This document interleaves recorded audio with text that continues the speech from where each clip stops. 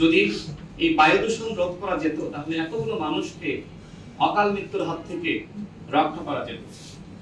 আমাদের এই যে ঠান্ডা, কাশি, যে ধরনের সমস্যাই হোক না কেন, তার মূলে আসলে এই বায়ু দূষণ। কোনো কিছু ঠিক করা সম্ভবপর নয়। সবার মূলেই পরিবেশ। আমাদের এই যে বিল্ডিং গুলো আমরা দেখি, কোনো স্ট্রাকচার নাই, যার ইচ্ছা মতন সে বিল্ডিং করছে, রাজুক রয়েছে। তারা কি নীতিমালা দেয়? আমার মনে হয় না যে আসলে কোনো কিছু মানা হচ্ছে। রাস্তা দিয়ে আসতে গেলে আমরা দেখি যে ধরনের যানজট, মানে মেজাজটা আসলে সকালবেলায় বিরক্ত হয়ে যায় শুধুমাত্র এই জটের কারণে। এখনো পর্যন্ত এটা আসলে ঠিক করা সম্ভবপর হয়নি। অন্তর্বর্তীকালীন সরকারের আমলেও দেখেন যে বিভিন্ন জায়গায় উন্নয়ন চলছে। ধুলা বালি রাস্তা খুঁড়ে রেখেছে, ঠিক করার কোনো নমুনা নাই। অর্থাৎ আমরা আসলে এখনো পর্যন্ত কোনো পরিবর্তনের পথেই হাঁটতে পারছি না। যদি এই পরিবর্তনটা আমরা না করতে পারি, তাহলে এখানে উল্লেখ করা হয়েছে যে প্রতি বছর কতজন মানুষ আসলে মারা যাচ্ছে।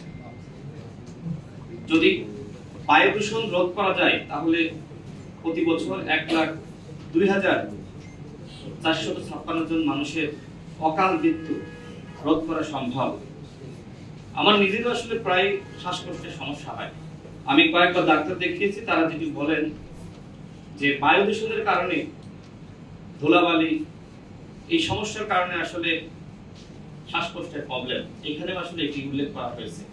যদি এই বায়ু দূষণ রোধ করা যেত তাহলে এতগুলো মানুষকে অকাল মৃত্যুর হাত থেকে রক্ষা করা যেত। আমাদের এই যে ঠান্ডা, কাশি, যে ধরনের সমস্যাই হোক না কেন, তার মূলে আসলে এই বায়ু দূষণ। এছাড়া আমরা আসলে নিরাপদ পানি, সেটি আসলে আমরা ঠিক মতন পাই না। ওয়াসার পানিতে আমরা প্রায়ই দেখি যে সেখানে আয়রনের সমস্যা, নানান ধরনের সমস্যা। এত সমস্যা নিয়ে তারপরেও আমরা স্বপ্ন দেখছি নতুন একটি বাংলাদেশ গঠন করা। সেই নতুন বাংলাদেশ গঠন করতে হলে আমাদের সবার ভিতরে আসলে পরিবর্তন দরকার। বিশেষ করে যারা স্থানীয় নির্বাচনে প্রার্থী হন, তারা যদি আসলে কাজটা সঠিকভাবে করার মানসিকতা পোষণ করেন, তার দায়িত্ব সঠিকভাবে পালন করেন, তাহলে আমার মনে হয় যে অনেক কিছু সম্ভব। 53 বছরে আমরা শুধু দেখেছি যে লুটপাট, চাঁদাবাজি।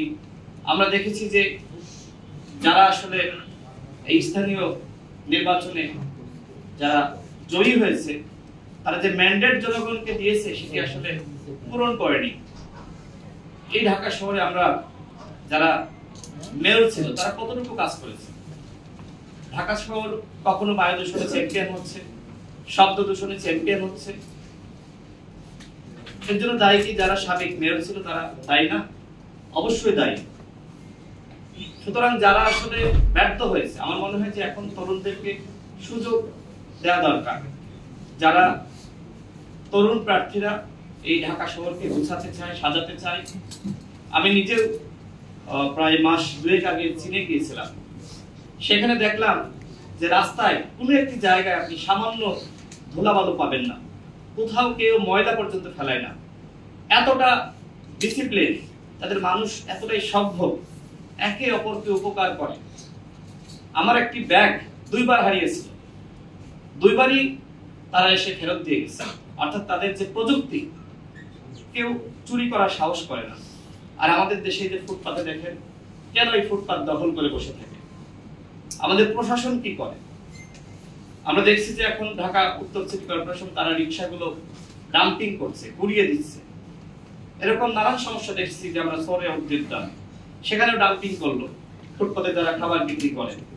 আমার মনে হয় যে এই গরিবের পেটে আমরা প্রতিষ্ঠা করতে পারি, তাহলে কিন্তু এই উন্নয়ন সম্ভব এবং এই নগরীকে সুন্দরভাবে সাজানো গোছানো সম্ভব। আমি সর্বশেষ বলবো,